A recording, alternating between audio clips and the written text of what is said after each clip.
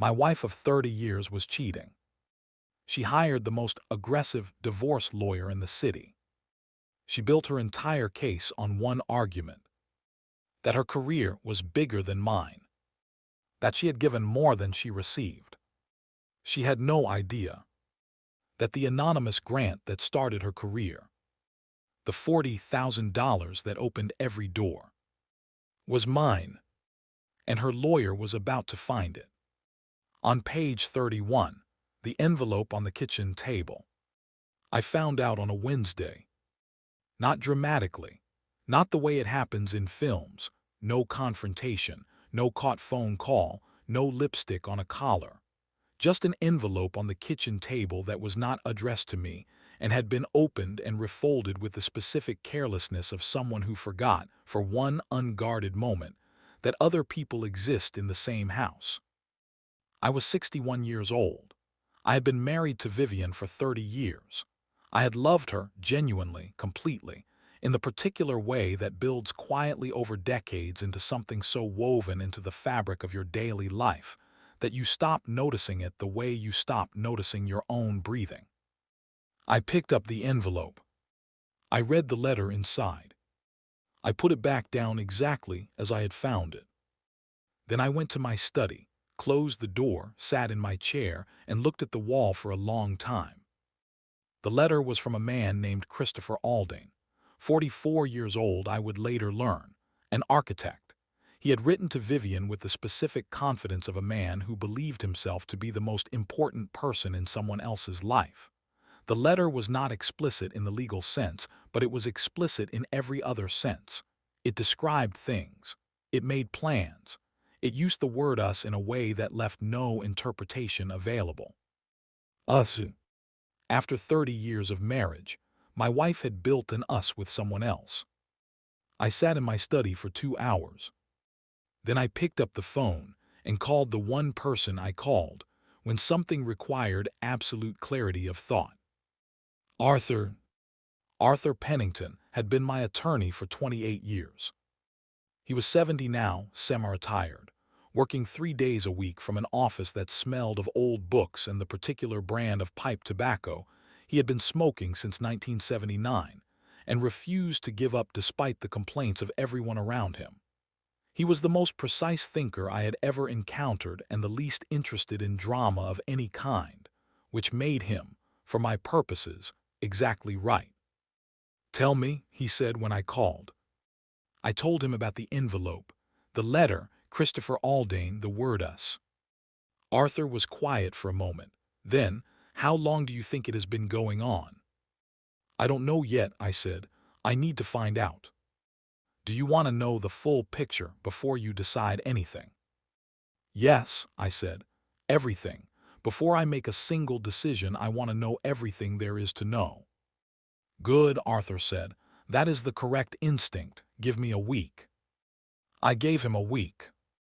What Arthur's investigator found over the following 7 days was this: the relationship between Vivian and Christopher Alding had been ongoing for 14 months. It was not casual. It was not a crisis or a mistake or the kind of thing that happens once and is immediately regretted. It was deliberate and sustained, and based on the documentary evidence the investigator assembled, Vivian had been planning, for at least the last 4 of those 14 months, to file for divorce. She had already consulted a lawyer. His name was Gerald Marsh, the most aggressive divorce attorney in the city, known for a specific approach that involved moving fast, filing comprehensively, and leaving the opposing party as little time as possible to prepare. She had paid his retainer 3 weeks ago. Arthur called me with this information on a Thursday evening. "She's moving quickly," he said. "Marsh will file within the month, probably sooner." "How much does she know about our assets?" I asked. A pause. "She knows what you have shown her," Arthur said carefully, "which, if I recall correctly, is not the complete picture." "No," I said, "it is not." Another pause. Longer this time. The pause of a man who has been my attorney for 28 years and is now understanding the full geometry of the situation. "Raymond," he said, "does she know about the foundation?" No, I said. Does she know about the Aldine account? I almost smiled at that, almost. Arthur, I said. She does not know about any of it. She has never known. That was always the arrangement. What Vivian knew. Vivian knew that I was comfortable. That was the word she used, comfortable. We had a good house, 2 good cars, holidays twice a year, the kind of life that looks, from the outside, like the reward for 30 years of steady professional work. I had told her when we married that I worked in private investment, that I managed funds for a small number of clients, that the work was unglamorous and detail-oriented, and not the kind of thing that made for interesting dinner conversation. All of that was true. What I had not told her, what I had not told anyone outside of Arthur and 2 people whose discretion was legally guaranteed, was the scale of it. I had begun investing seriously at 26, not with large sums. I did not have large sums at 26. I began with what I had, which was modest, and I applied to it the same principle I had applied to everything in my working life: patience, attention, and the discipline to leave things alone once they were correctly positioned. Over 35 years, modest had become something else entirely. The foundation was the part that would matter most in what was coming. 12 years ago, I had established a charitable foundation, anonymous, as all my significant financial activity was anonymous, that funded arts and cultural programs across the city. It was genuine philanthropy, not a tax vehicle, not a performance. I funded it because I believed in what it did, and because anonymity suited me in the way that all quiet things suited me. The foundation had funded, among many other things, a series of grants for emerging professionals in design and architecture. Vivian was an interior designer.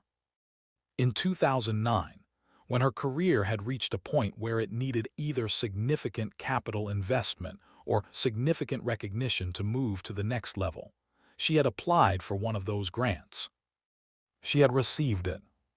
$40,000, anonymous donor, no strings, no conditions, no contact. It had changed everything for her career. She had told me about it at the time, excited, grateful, slightly awed by the timing of it. She had said she didn't know who the donor was and probably never would, and she intended to spend the rest of her career being worthy of whoever had believed in her. I had listened to her say this. I had said, "That's wonderful, Vivian, you deserve it." Both sentences were completely true. I had never told her. Not because I was planning what was coming. I was not planning anything. 14 months ago, I had no idea anything was coming. I had not told her because anonymity was the condition of the foundation's integrity. The moment the donor becomes known, the gift becomes something else. It becomes leverage or obligation or performance. I had given the grant because her work was genuinely worthy of it, not because she was my wife, not because I wanted anything in return. But now Vivian was planning to divorce me. She had hired Gerald Marsh. She was moving fast, the way Marsh always moved, the way people move when they believe the other side is unprepared. And she had no idea, not the faintest outline of an idea, that the anonymous donor who had funded the grant that had changed her career, that had led directly to the clients and the reputation and the professional standing she was now planning to use as her primary financial asset in divorce proceedings, was the man she was divorcing. I sat in my study on a Thursday evening with Arthur's voice in my ear, and I thought about 30 years. About the woman I had loved genuinely and completely. About the envelope on the kitchen table. About the word us. "Arthur," I said, "she files when she's ready. We don't move first. We let her file, let her feel certain, let Marsh build his case on everything he thinks he knows about our assets." "And then," Arthur said. "And then," I said quietly, "we show her the complete picture." The complete picture. She filed on a Monday. Vivian filed on a Monday morning in March. I know because Arthur called me at 9:14 while I was drinking my second cup of coffee in the kitchen, the same kitchen where I had found the envelope 6 weeks earlier, the same table, the same chair I had sat in for 30 years of Monday mornings. He told me Marsh had filed at 9 a.m. precisely, which was exactly the kind of move Marsh was known for. First thing Monday, maximum week ahead of the opposing party, maximum psychological pressure from the first hour.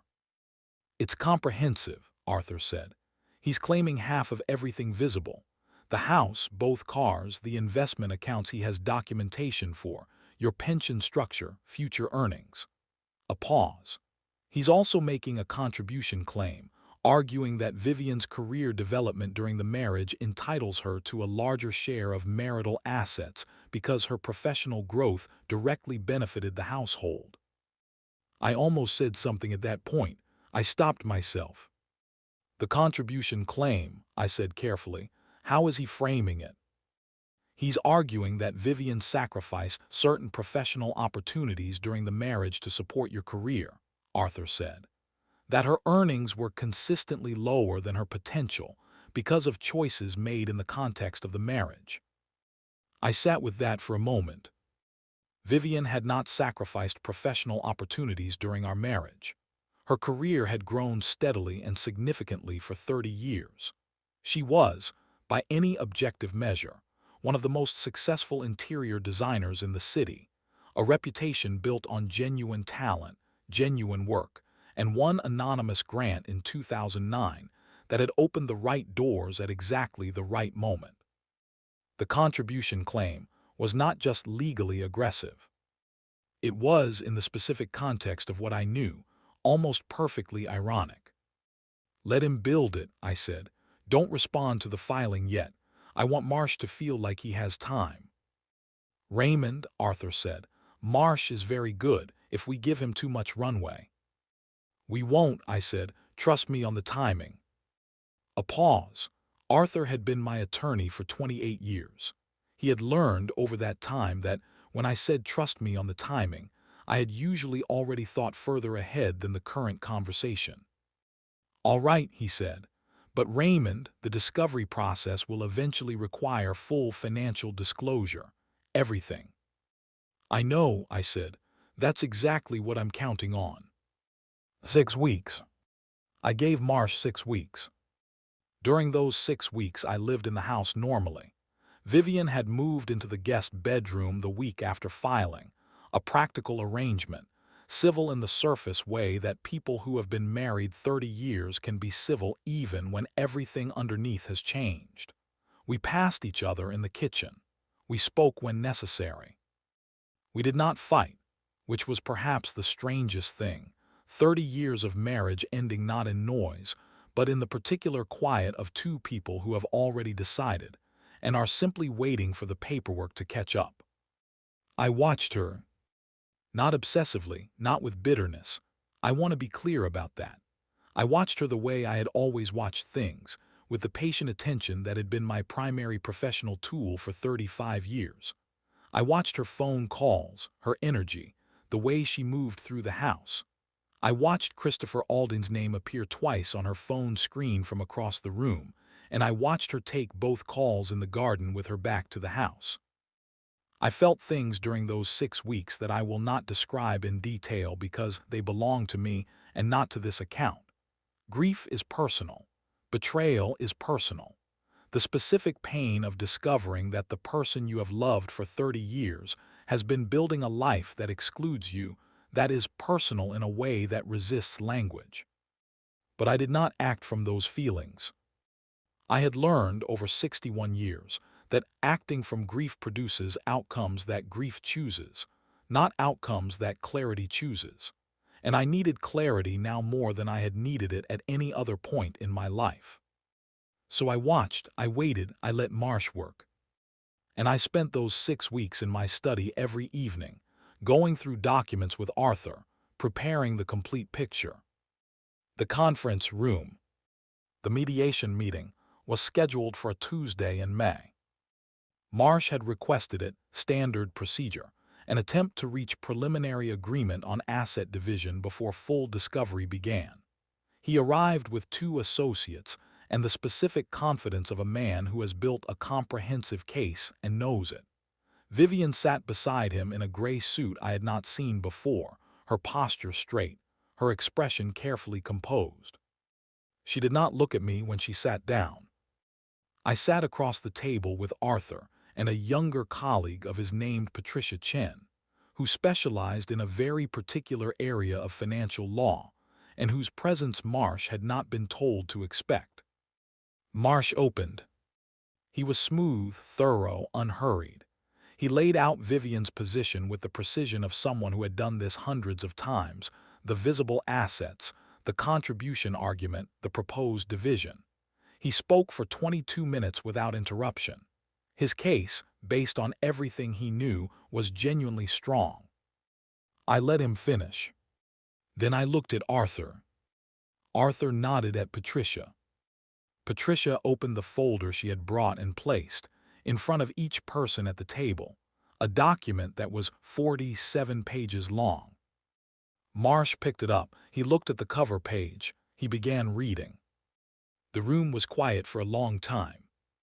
What was in the folder? The folder contained the complete picture. Not the picture Vivian had seen for 30 years. The comfortable investment manager with the good house and the twice yearly holidays and the steady, unremarkable professional life. The complete picture. Everything. The investment portfolio, the real one, not the visible portion. 35 years of patient, disciplined, largely invisible wealth accumulation that had produced a figure Marsh had not been expecting. The number on page 3 of the document caused him to stop reading and look up at me with the expression of a man recalculating rapidly. He looked back down and continued reading. The foundation. 12 years of anonymous philanthropic activity, fully documented, legally structured, currently holding assets that added a significant further dimension to the complete picture. Then page 31. Patricia had organized the folder with great care and considerable intention. Page 31 was where the Foundation's grant history appeared. A complete list of every grant awarded over 12 years, with amounts, dates, and recipient documentation. 2/3 of the way down the second column of the 2009 grants. Vivian's name. Her practice name, the grant amount, the date, the selection committee's notes, which described her work as exceptional in its attention to human experience and spatial narrative. Language written by people who had evaluated hundreds of applications and had no idea the donor's wife was among the recipients. Marsh found it. I watched him find it. He read it twice. Then he looked at Vivian. Then he looked at me.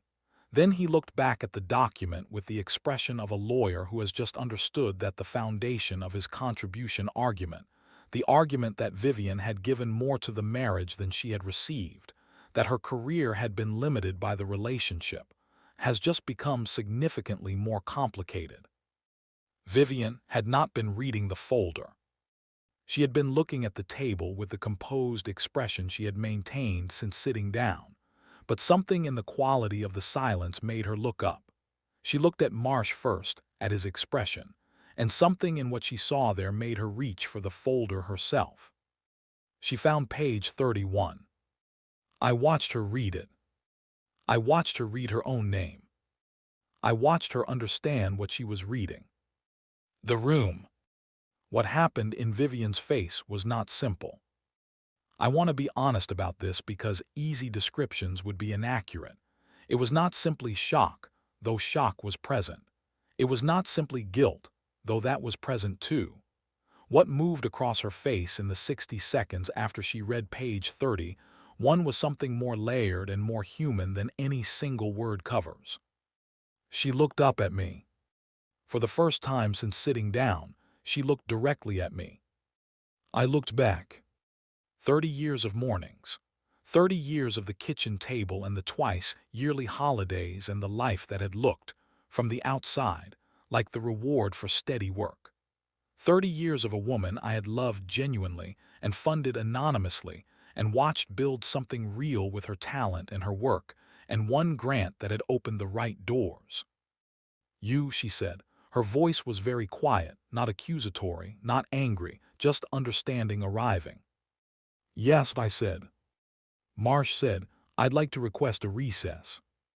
Of course, Arthur said. The recess. They went into the corridor. I could see them through the glass panel beside the conference room door, Marsh speaking quietly, rapidly, with the controlled urgency of a man revising his entire strategic position in real time. Vivian standing very still, listening, the folder in her hands. Patricia poured water. Arthur made a note on his legal pad. Neither of them spoke. I looked at the table. I thought about 2009, about Vivian coming home excited, slightly awed, telling me about the grant, about her saying she intended to spend the rest of her career being worthy of whoever had believed in her. I thought about the word us in Christopher Aldane's letter. I thought about 30 years. Not with bitterness, or not only with bitterness, with the complicated, unresolvable feeling of someone who has loved a person fully and been betrayed by them completely, and is now sitting in a conference room watching the geometry of that betrayal reveal itself in a 47-page document. Some things cannot be made simple. This was one of them. Marsh came back in. He sat down. He straightened his papers. He looked at me with the expression of a man making a professional recalibration. Mr. Hargrove, he said, I think we should discuss a revised framework for these proceedings. I think that's wise, Arthur said. Marsh looked at his notes. The contribution argument is no longer viable, Patricia said pleasantly. Given the documented history of Mr. Hargrove's foundation's support of Mrs. Hargrove's career, any contribution claim would need to account for the value of that support, which, including the 2009 grant and the indirect benefits of subsequent foundation-funded networking events Mrs. Hargrove attended and which are documented in our appendix. She tapped the folder, substantially exceeds the figure your filing proposed. Marsh absorbed this. There is also, Patricia continued, the matter of the assets your filing did not account for, which represent the majority of Mr. Hargrove's actual financial position. A full discovery process would require complete disclosure of those assets, which we are prepared to provide, and which would significantly alter the basis of your client's claim. A long silence. Marsh looked at Vivian. Vivian was looking at me. Her expression had changed again, moved through several things during the recess and arrived somewhere I could not entirely read. Not the composed performance of the woman who had sat down an hour ago. Something more honest than that, more complicated. Raymond, she said. It was the first time she had said my name. The grant, she said. Did you do it because of me, or because the work was? Because the work was worthy of it, I said. The foundation's decisions were never personal. That was the condition of its integrity. She looked at me for a long moment. But you knew, she said. When I told you, you knew it was yours. Yes, I said. And you said nothing. No, I said. I said it was wonderful and that you deserved it. I paused.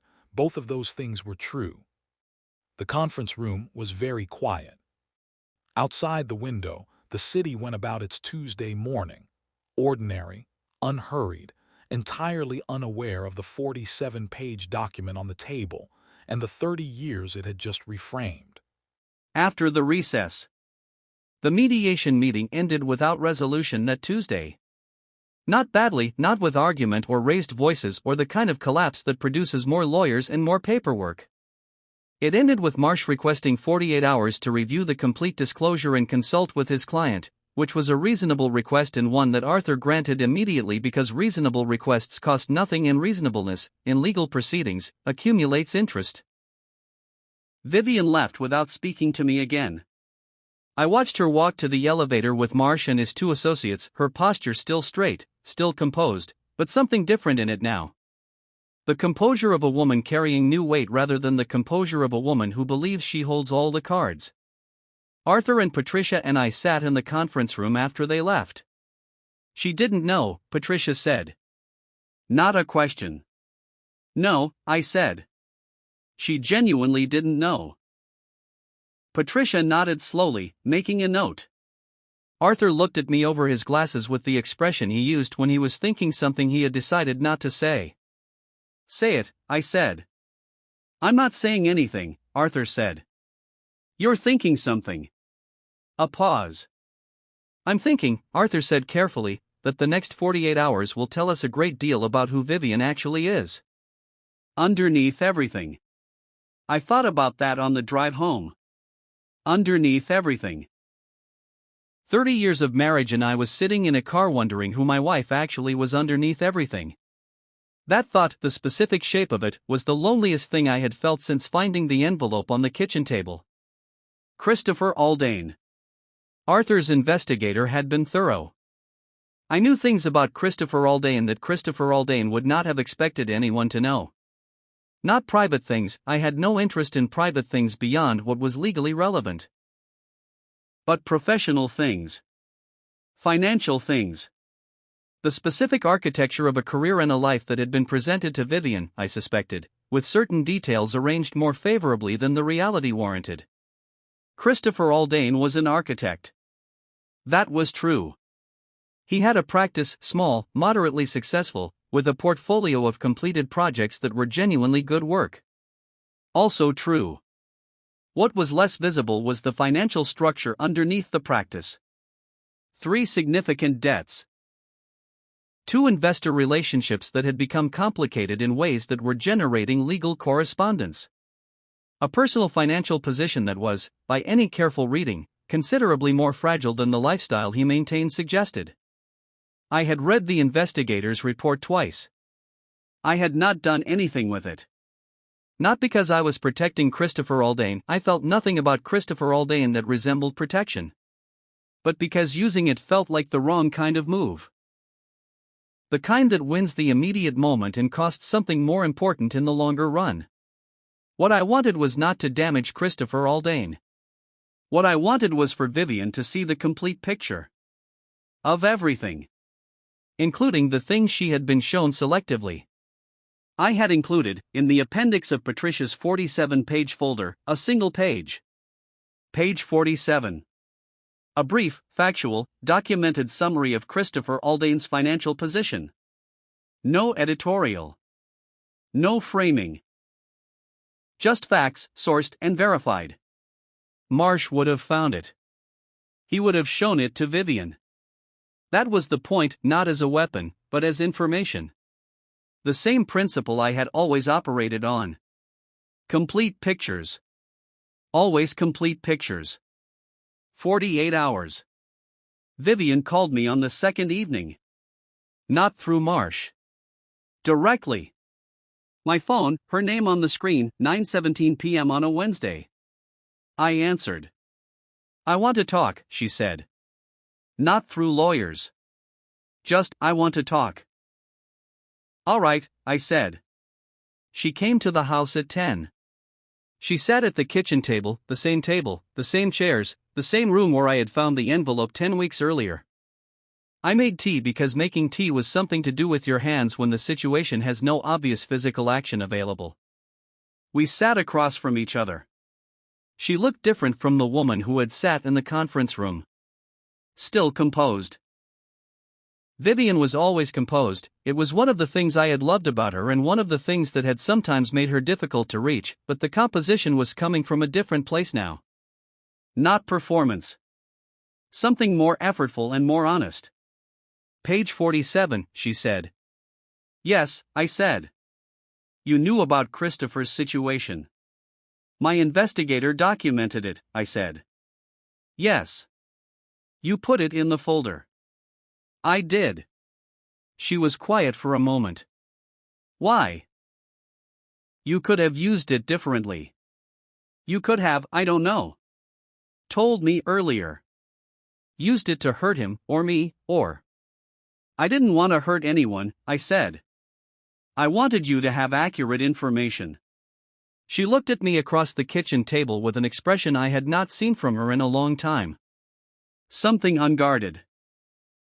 Something that reminded me of the woman I had married 30 years ago, before 30 years of ordinary life had built up its various layers of habit and assumption and comfortable distance. He told me his practice was worth 3 times what it's actually worth, she said. Not defensively. Just stating it. Processing it out loud. I know, I said. I didn't know that. She looked at her tea. I thought she stopped. Started again. I thought I was choosing something. Making a decision from a clear position. A pause. I wasn't. I said nothing. This was not my confession to manage. It was hers. The grant, she said. I've been thinking about it for 2 days. The 2009 grant. She looked up. You're telling me that the reason my career exists the way it does, the clients I have, the reputation, everything that came from that year, that came from you. It came from your work, I said. The grant opened a door. You walked through it. Everything on the other side of that door you built yourself. But the door. The door was yours, I said. The foundation awarded dozens of grants that year. Yours was selected because the committee found your work exceptional. I had no involvement in the selection process. I never have. She was quiet for a long time. You could have told me, she said finally. Any time in 12 years. You could have told me. Yes, I said. I could have. Why didn't you? I thought about how to say this accurately. How to find the precise words for something that had lived, unspoken, for 12 years. Because I needed to know, I said slowly, that what we had was not built on what I had. That you were with me because of who I was and not because of what I was worth. I paused. The anonymity was never about the foundation's integrity. Not entirely. It was also about that. Silence. And now, she said. And now I know, I said. Both things. She understood what I meant. Both things, that the marriage had been real, for a long time, and that something had happened to it that neither anonymity nor money nor 47 pages of documentation could fix. The settlement. The settlement was reached 3 weeks later. It was fair. Arthur and Marsh negotiated it with the specific efficiency of 2 professionals who have found the shape of a reasonable outcome and are experienced enough to move toward it without unnecessary theatrics. Vivian received the house. I had offered it. Not as concession, not as performance. I had offered it because she had lived in it for 26 years and because I did not want to live in it anymore. Too many mornings. Too many kitchen tables. She received a financial settlement that was generous by any measure, structured by Patricia in a way that reflected the actual assets involved and was fair to both parties. Marsh had not fought it. He was a good enough attorney to recognize when a position had changed and adjust accordingly. The contribution claim was withdrawn. Christopher Aldane, as far as I knew, was told about page 47 sometime in the weeks following the conference room. What Vivian did with that information was her business. I did not ask and Arthur did not tell me. Some things are not mine to know. What I did next. I bought a smaller house. On a street I had always liked. Quiet, tree-lined, the kind of street where people walk dogs in the morning and the light comes through the leaves in a way that makes ordinary things look considered. I moved in on a Saturday in July with boxes that were fewer than I expected, which told me something about how much of the last 30 years had been shared and how little of it was mine alone to carry forward. I kept working. Not because I needed to. The complete picture made need, in the financial sense, largely theoretical. But because the work was real and the work mattered and the foundation needed directing and the investments needed attention, and being 61 years old with nothing to do seemed, on examination, significantly worse than being 61 years old with purpose. I called Arthur every Tuesday. I had dinner with Patricia Chen once a month. She had become, over the course of the proceedings, someone I found genuinely interesting to talk to, which was a thing I had not expected and was grateful for. And on a Tuesday evening in September, sitting in the smaller house with a cup of tea and the particular quality of autumn light coming through the trees on the quiet street, I thought about 30 years. Not with grief, or not only with grief. With the complicated, honest feeling of a person who has loved something real and lost it and is trying to understand what that means about what comes next. Vivian had loved me. I believed that. For most of 30 years, in the real way that builds quietly into the fabric of daily life, she had loved me. Something had happened to that love. I did not fully understand what. Perhaps she did not fully understand either. People are not simple. Marriages are not simple. The complete picture of a 30-year relationship does not fit in 47 pages. But sitting in the autumn light in the smaller house on the quiet street, I understood something that I had been circling for months without finding the right words for. I had spent 35 years building wealth invisibly because I needed to know that what I had was not why people stayed. And I had learned the answer. It was not the answer I had wanted. But it was the complete picture. And complete pictures, even the painful ones, are always better than partial ones. Always. One last thing. The foundation continued. I want to say that clearly because it matters. The anonymous grants, the cultural programs, the emerging professionals receiving $40,000 at exactly the right moment in their careers with no strings and no contact and no way of knowing who believed in them. That continued. It will continue after me. I have structured it to. Arthur has the documents. The foundation will outlast Raymond Hargrove by several decades if the investments perform as they have performed, and there is no reason to believe they won't. Somewhere in this city, right now, there is a person who has just received a grant they did not expect. Who is sitting with the letter feeling slightly odd by the timing of it. Who is thinking about how to be worthy of whoever believed in them. They will never know my name. That is exactly as it should be. Some things you build to keep. Some things you build to give away. And some things you build simply because the world is better with them in it. Quietly. Anonymously. Without requiring anything in return. Clapperboard the end. She thought she knew the complete picture. The complete picture was 47 pages long. She had only ever seen the cover. Raymond Hargrove, 61-inch. She filed for divorce to take everything. She forgot that everything she had started with a door I quietly opened. Her lawyer read 47 pages. The contribution claim died on page 31. Some men fight loudly. Raymond fought with a folder. 47 pages.